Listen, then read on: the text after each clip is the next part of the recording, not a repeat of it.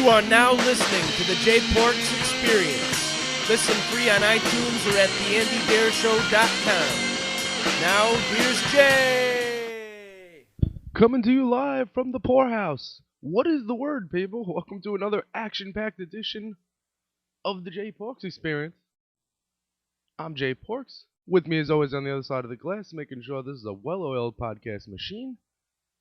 Every week, the ever-popular Nobody. Holiday season. It's always been a slow week for me. Not a lot of things I care about. But I want to talk about bullying in a different sense today. Now, we've all heard the stories. If somebody's bullying you, what to do. Do you stand up? Half the world's parents want you to stand up and fight for your right to party. Figure of speech to say. The other half want you to go tell a teacher. I don't know what's right. I don't have kids. But I do know one thing. If somebody's bullying you and treating you like garbage, you shouldn't go help them out the next day because they need you. And this all comes back to this. I'm starting to question this whole Rudolph the Red-Nosed Reindeer story. I'm starting to question this whole guiding the sleigh with his red nose. Let's talk about it for a second. Now, you listen to the song, and it's clear. They won't let this guy play in any reindeer games. They make fun of him because he's got the red nose. But then, on a snowy night, they need Rudolph to guide the sleigh. Rudolph is, yeah, all right, I'll do it. Even though you guys treated me like shit for my whole life, I'll get up. I'll get up and I'll lead the sleigh. And Rudolph does, and then everybody gets presents. Now, how can a little red light, it's not like the guy's got a high beam, it's a little tiny red light that causes less light in a room than if I lit my lighter. How in the hell does that little light guide the sleigh around the entire world and give everybody presents? I started bringing this up to tables. And they started telling me you better make sure you leave cookies for Santa. Leave cookies? I thought he's watching me. Right? He knows when you are sleeping. He knows when you're awake. Yeah. Santa Claus is a pedophile. Santa Claus is watching kids sleep. Santa Claus knows if you've been bad or good. So if Santa Claus knows if I've been bad or good, why do I have to bribe him with cookies on the 24th? Shouldn't that fat fuck know whether I'm getting cold or a present? It's crazy. It's crazy to me. Holiday season brings out the best in everybody, they say. Yeah, those 8 reindeer treated Rudolph like shit until he was in a position where he can help them out. Then when he was able to help them out, all of a sudden they liked him. Rudolph, with your nose so bright, won't you guide my sleigh tonight? Yeah, until the snow clears up, then we're going to treat you like the piece of shit you are.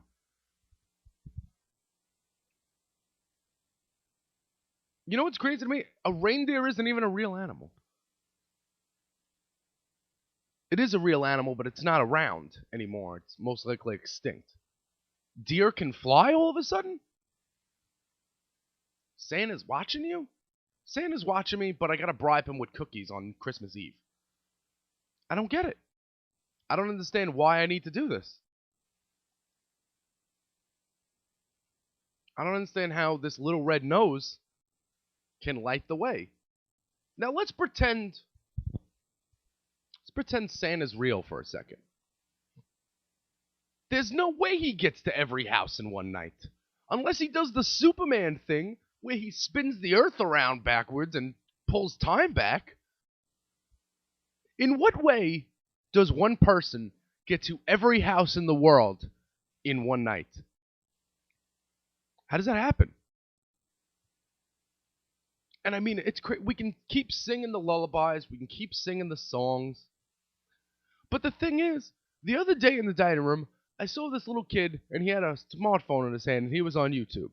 Now, he wasn't watching some Angry Birds demo video. This kid was typing in what he wanted to see. He was hitting the suggested videos. He was commenting. Kid was 5, and he was trolling. Now, when that kid's 6, if his parents tell him Santa Claus is coming, and he doesn't have a chimney, he's going to sit in his room, look around saying, I'm not buying this. I'm not buying this story. It's lies. They've been lying to me the whole time. Then that kid's going to grab his smartphone. Then he's going to Google Santa Claus. And then your life as a parent becomes harder.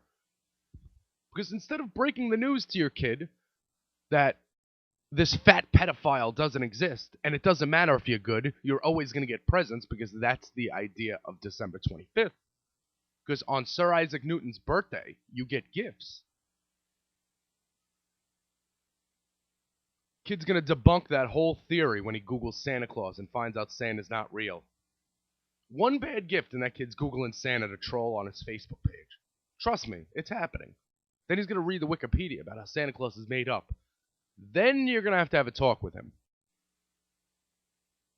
What if he gets to the part? What if the kid goes to Google Santa Claus and he somehow finds his way on the Christmas Wikipedia and finds out that Jesus was born in the summertime?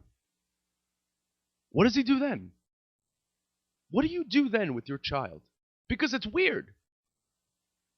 It's weird that we celebrate the birth of Jesus on December 25th when he was born in the summertime.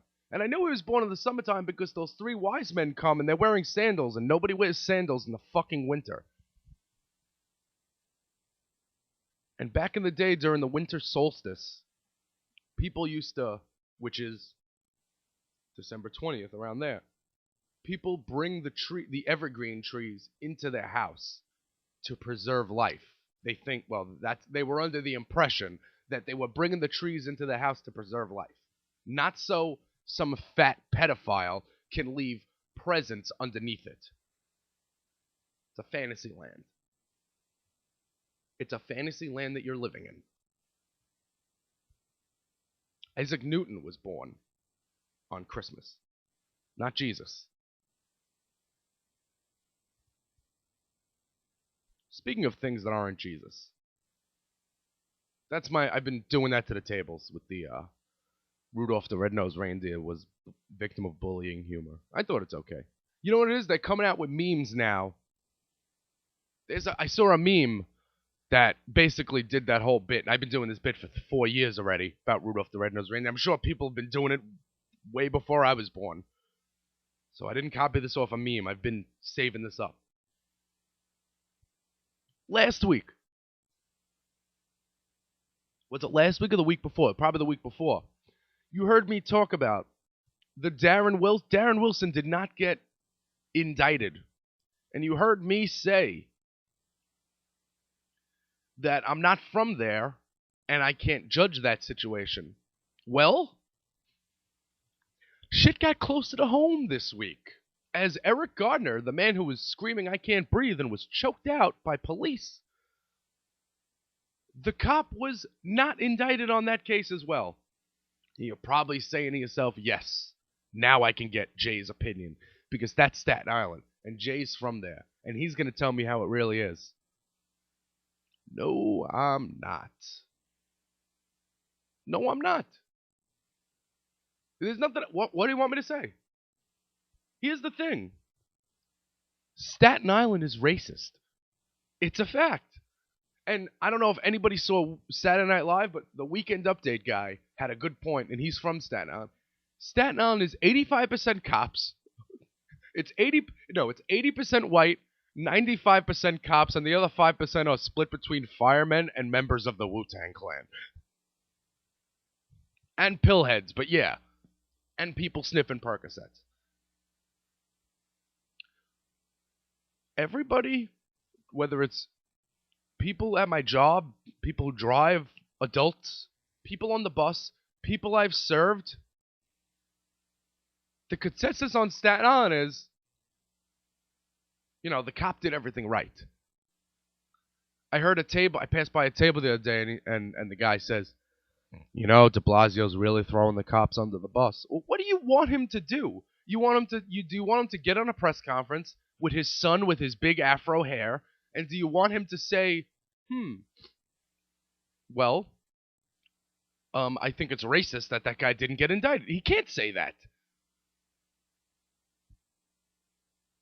Want him to say I stand with the cops? Then you're a racist. The mayor can't actually say anything. He's got to walk this line of make these people not hate me, and then make the people on the other side not hate me. So I'm not going to get mad at the mayor for holding a press conference and saying that they're going to retrain the police. Listen, I got friends who are police. I'm not a fuck the police guy, and I don't want to be a fuck the police guy. Here's all I'll say about it. If you were trying to attack me and you took out a billy club and busted my knee up, I'd probably fall. That's it. I would fall if you busted my kneecaps with your billy club. So, for future reference, how about cops just start? Remember like Rodney King, and it was the whole cops beating on people thing? Well, I'd rather cops beat on people than kill people. Beat on some people. Give them a few bruises. Don't kill them. Here comes somebody with a stat. Wait, somebody's going to share a stat on your Facebook about how this many people were killed by black people and this many people were killed by white people. Yeah, you're racist. It's okay. Racism wants to come in and sit at the table and talk about it a little more, and it's fine. You guys can do that. It's a free country. Just don't wonder why we think you're racist. It's 2014. White people and black people get treated equally. Yeah, right. What movie are you watching? Listen. Cops I know are nice folks. You know the only cops I have a problem. I only have a problem with the cops who write me tickets for smoking plants. Just beat the guy up. Hit him in the knee. If you hit him in the knee and he falls and cries, nothing happens. We have no indictment. And you guys saw the video. The only comment on the video I have is this. The person doing what I'm told is an illegal chokehold, I don't know. The person doing that chokehold in the video was not indicted. The person taking the video was indicted. Even though you're allowed to take video of police, somehow this guy's doing something wrong. They found him. He's indicted. Wonder how much jail he's going to get. It's insane. So race relations in Staten Island, not any better than they were last week. This is a white cop island. And you can't, I have to be quiet. I can't even share my views on Facebook because people start commenting, well, my dad's a cop. Well, my brother's a cop and he doesn't do this. Listen, I watched the video. I didn't see any cops that I knew on that video. So obviously I'm not talking about them.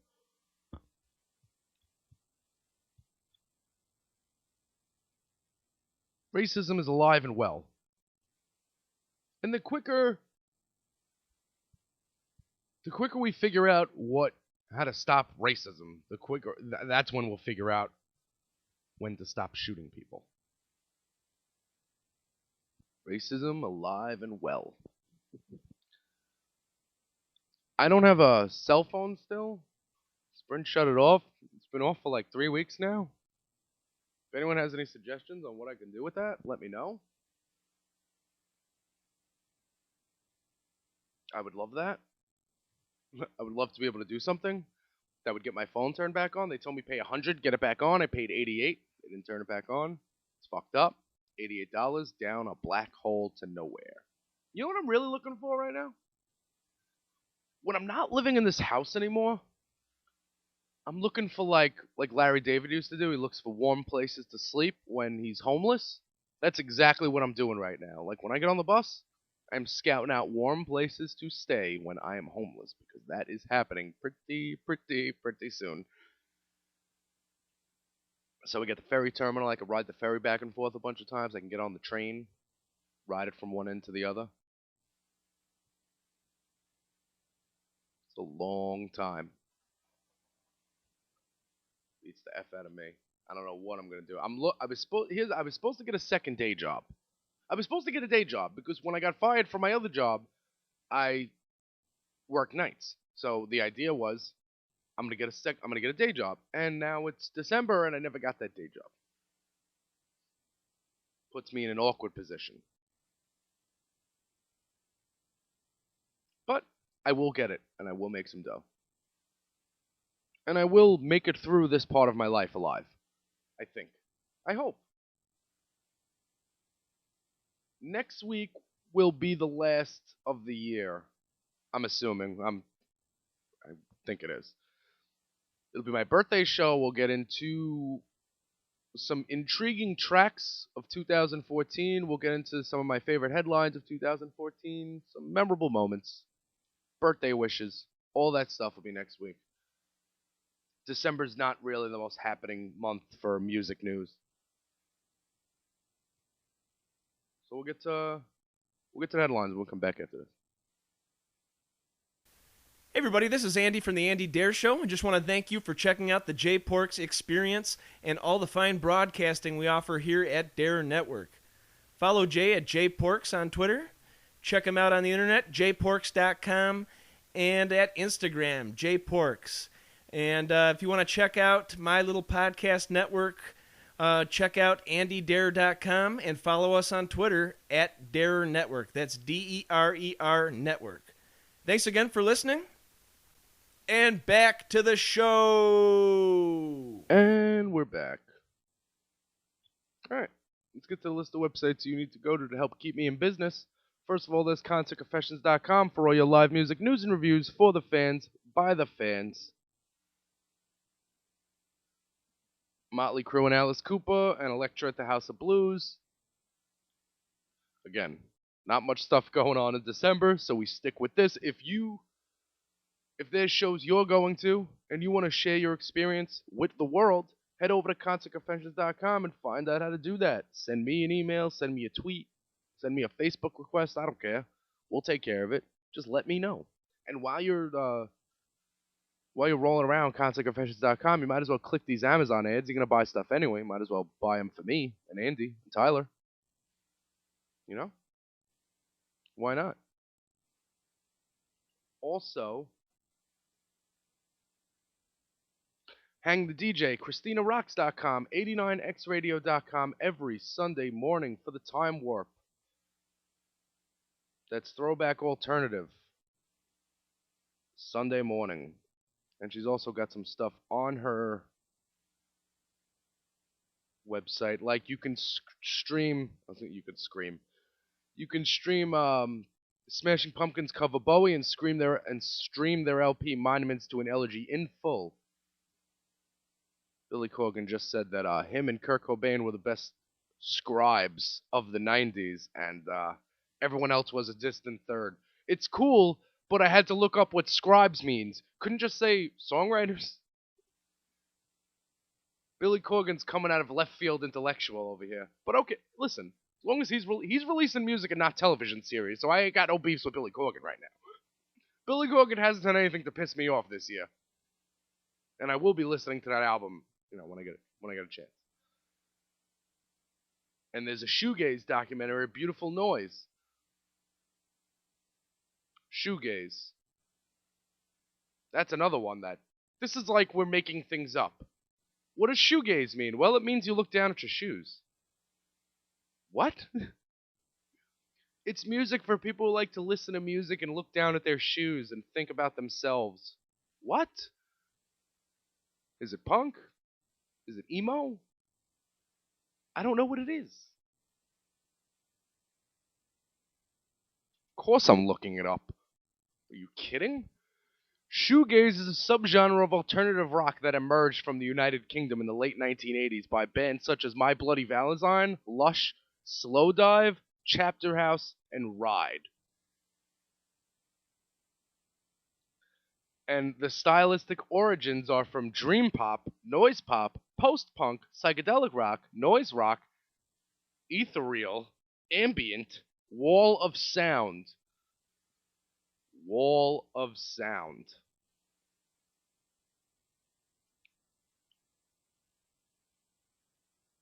The term was picked up by Enemy, who used it to reference the tendency of the band's guitarists to stare at their feet or their effects pedals while playing, seemingly in deep concentration. Melody Maker preferred the more stained term, the scene that celebrates itself, referring to the habit that the bands had of attending gigs of other shoegazing bands, often in Camden, and often moonlighting in each other's bands. The first bands to attract the shoegazing label, Catherine Wheel, Slowdive, Swerve Driver, Chapter House, Ride, Moose, Lush, and Pale Saints, were largely influenced by My Bloody Valentine.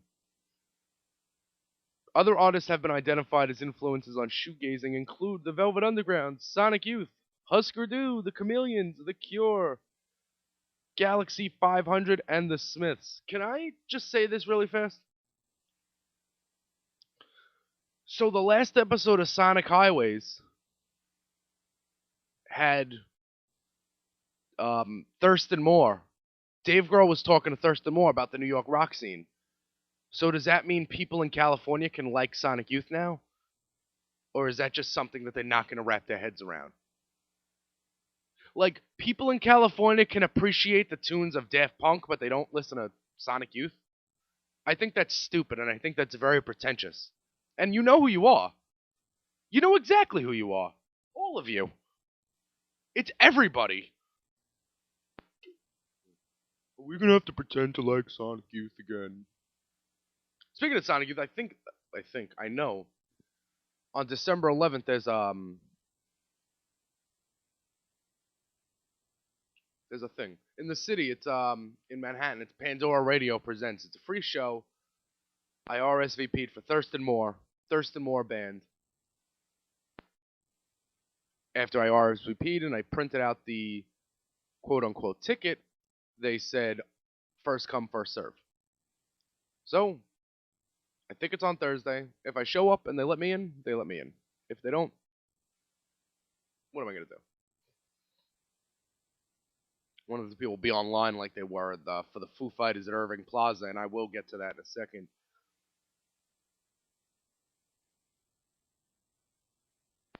Always, the headlines are powered by AnnieQuiet. AnnieQuiet.com, that's your source for quality. You can stream, oh my god, yeah, stream, no, I said it right. You can stream the new Screaming Females, Empty Head.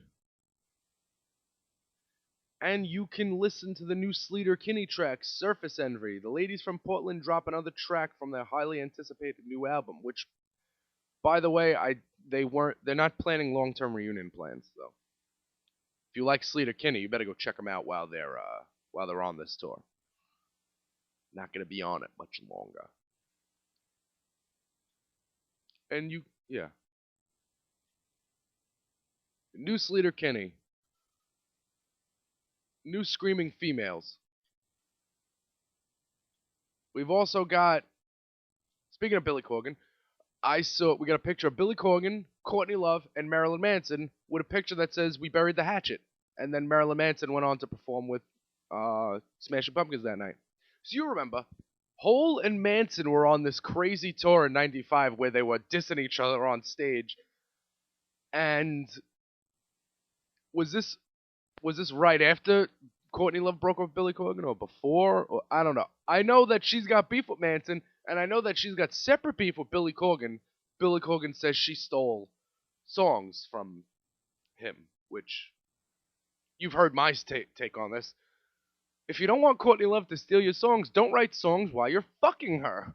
Don't write songs in the same room with her, because she will steal them.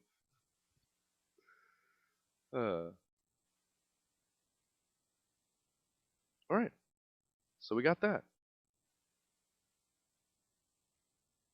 Also, speaking of, I told you I'm gonna go try to see that Pandora radio show with the Thurston Moore band. But Irving Plaza on Friday night, on Thursday night at midnight, people started camping out, waiting to get into the Foo Fighters right after the Sonic Highways premiered. They were doing a show at Irving Plaza, and people were online from midnight, waiting from midnight the next night, waiting to get tickets. By the morning, this thing was packed out. It looked like TRL was there, and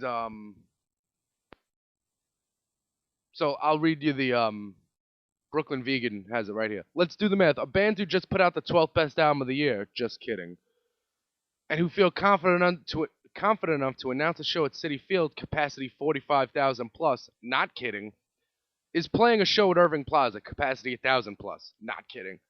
No tickets were available in advance, and a good portion are obviously going to get the guest list. This is the type of band people will camp out to see, as evident by the idiots camping out. And they're going to give out tickets first come, first served. Translation, you're probably not getting in. No matter what system they implemented, if they gave out wristbands good for a ticket before 3 p.m., which was the time they said you couldn't line up before, then that's definitely kind of messed up. But then again, a giant mob of people showed up, and some of those people got tickets, slept in their spot in line last night. If you got there at 3 p.m. and found it was sold out already, at least you didn't have to wait in line at all. So this line gets huge.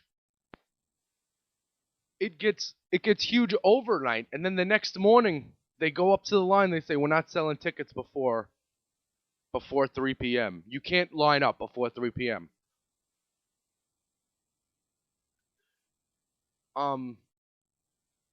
This band has a lot of idiot followers. This band is allegedly the biggest band right now. For them to play Irving Plaza and to fuck that up to a point where people are mad. Like, how can people be mad at the Foo Fighters if they're not named Jay Porks? You would think that. But all these people online, and then somebody comes up to you and says, you can't line up till 3 o'clock, but I've been out here for 12 hours already in winter. This isn't summertime. You want to do this in a New York summer when it's 80 degrees, you know, if that's what you chose to do with your Thursday night, I'm not going to feel bad for you. I will feel bad for you if it's freezing. If it's freezing, I will question your judgment. I will ask why you're doing that in the middle of winter. It's not Led Zeppelin. It's not the Beatles. It's not Paul McCartney. It's the Foos. The Foo Fighters. The fucking Feelies were playing in the city. I could have got you into that. You should have went and seen the Feelies. The Feelies with Yola Tango, I think it was. My boy Troy Mice was there. Mice? I don't know. Depends on what country what part of the country you're in. Okay, so people were really mad that they didn't get into the Foo Fighters.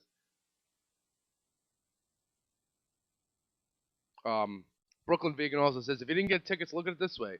You're now free to see all the more interesting shows happening, like Tune Yards, Sharon Jones, Elvis Depressingly, Doom Riders, Single Mothers, The Feelies, Philip Glass, and The Blow. Or you can set yourself up for even further disappointment now by using your newfound free time and try to weasel your way into that Vice shindig. What is that Vice shindig? Let's read it. Oh, Vice threw a huge party in Brooklyn, and the performers were... Holy shit. Okay. Earlier this week, we started to hear some rumblings of a secret super giant Vice party taking place on Friday night. That was 12/5. That was December 5th. This is 3 days ago. Now let's read the list of performers.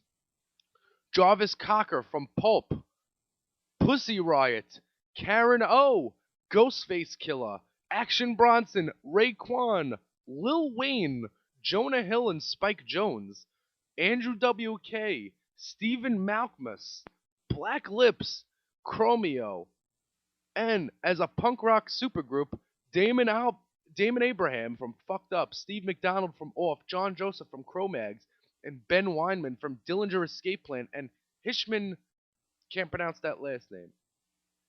And there's a metal supergroup with Dave Elfson from Megadeth, Alex Skolnick from Testament, Tony Forrester from Municipal Waste, and a name I can't pronounce. That is a lot of people. That is a lot of bands at a party. And Nick Zinner posted the insane lineup. The show is invite only, but apparently they'll at least be filming it for the benefit of those not in attendance, and for those make it but partake in a much too big open bar.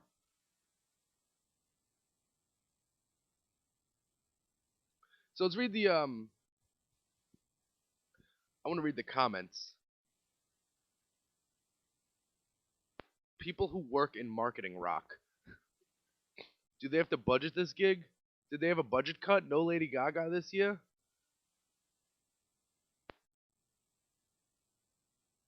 This too will come to pass. Why is the dude from Dillinger in the punk group, yet he plays guitar for one of metal's best bands? They forgot to mention Raekwon is from the Wu-Tang Clan. Guys, if you ever want to spend your day laughing at comments, it is the Brooklyn Vegan. The Brooklyn Vegan is a comment junkyard, a trolling haven. No names on the comments, no signing up. You just leave it and get made fun of.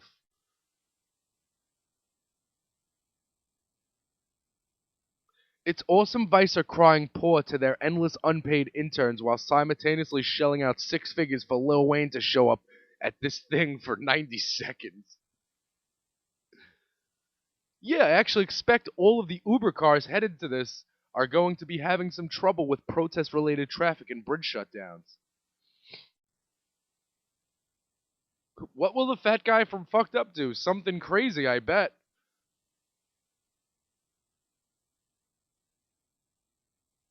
Ah, here we go. One of Brooklyn Vegan's main editors is now at Vice. What does that tell you? It tells me that that's where they got the story from.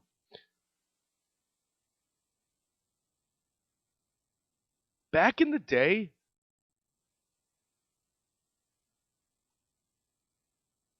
I used to love going to the Brooklyn Vegan and reading the comments. Here's a comment right here. Seriously, I can't think of a more pathetic way to make a living in 2015 than being in the music marketing lifestyle industry. Actually, attending a party with these sycophants is slightly more pathetic. And here's this comment in regards to the protests. 99% of New York doesn't care about these nonsense protests over trumped up liberal media bullshit. The traffic you are causing is way worse than the police have ever been. That being said, Vice still sucks. I ever tell you about the story? The journalism teacher, Fred Kaufman? Yeah, I'm telling it now. Cat's out of the bag. Okay. I took journalism at the College of Staten Island. True story. I'm taking a journalism class, right? So, forgive me if I've said this part, but. So the teacher says, who here thinks they know sports? So I raised my hand. I said, I know sports. He says, you think you know sports? You don't know sports! What do you mean I don't know? You don't know sports? Who knows sports? Who knows sports, Mr. harassed me with the question. The guy who writes for the New York Times knows sports. The New York Times sports section. They know sports. Yeah, is that why they only publish it on Mondays? Is that why they write about it once a week? I wasn't trying to tell this guy that I have the knowledge of a newspaper reporter when it comes to sports. I was trying to tell this guy, he asked the question, who knows sports? And then, like, the first or second day, he thought he was so cool. He sits there and he's like, guys, I write for this magazine. You guys all heard of it. It's like Vice. You guys ever heard of Vice? Nope. It's like, you never heard of Vice? Come on, it's what the kids are reading. No, it's not. It's like, well, I write for Vice. You know when I heard of Vice magazine? 2 minutes ago when I was reading this... Not 2 minutes, 2 hours ago when I first came across this Brooklyn Vegan article and I saw that Vice was having a party. That's the first I've heard of Vice. Vice is not cool. Sorry, Fred Kaufman, faculty advisor for the CSI newspaper.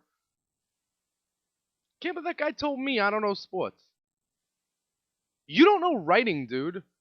You're teaching a journalism class in 2000. This was 2010, I think. He also taught a newspaper writing class. Yeah, like newspapers are going to be around long.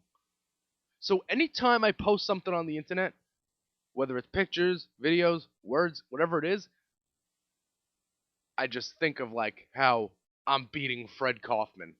That fucking idiot. Gonna tell me I don't know sports. Trust me, I know sports.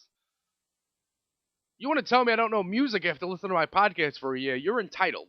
Don't tell me I don't know sports. I know a lot about sports.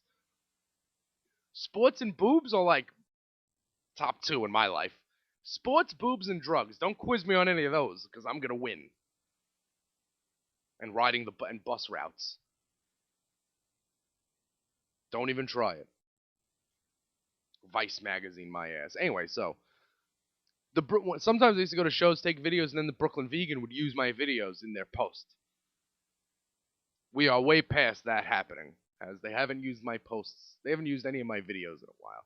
A couple of years ago, they quoted me at one of these breeders. I saw the Breeders before the Breeders got back together. I saw the Breeders before the Pixies got back together and went on tour with Kim Deal.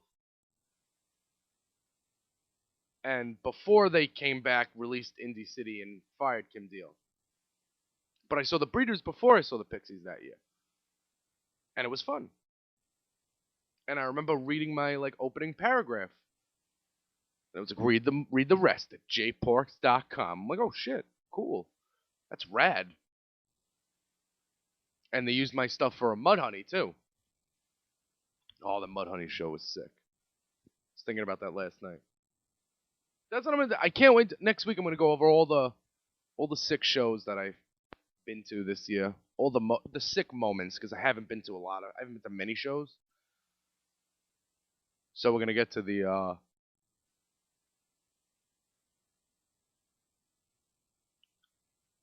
my favorite things.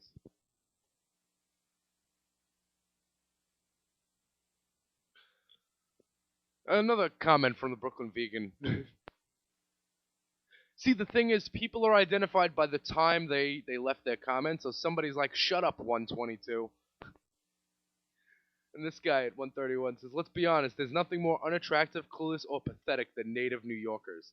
I'm from the Midwest, and it's in Brooklyn that I've seen more ignorance from the provincial locals than anywhere else. Whatever that means, bro.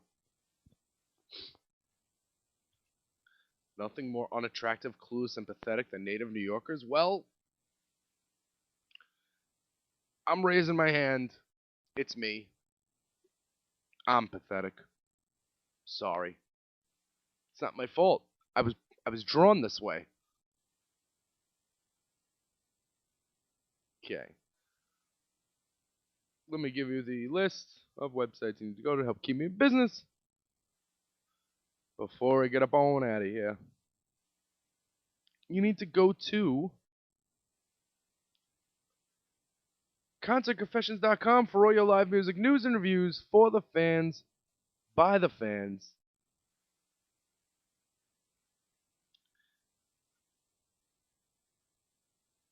And what I need you to do is click the Amazon ads because you're going to buy stuff anyway. I also need you to go to theandydeershow.com. That's for all your podcast needs, whether that's the Andy Deer Show, the flagship show, whether that's the Tyler Kale Show, or whether that's the sultry tones of the J Porks Experience. You can have me here.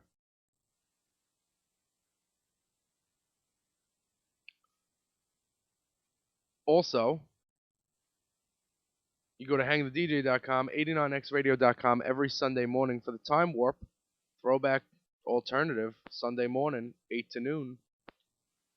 And of course, every week, we've got the headlines, and they are powered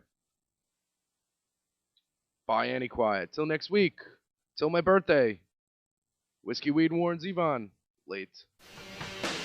This has been the Jay Porks Experience. Thank you so much for listening.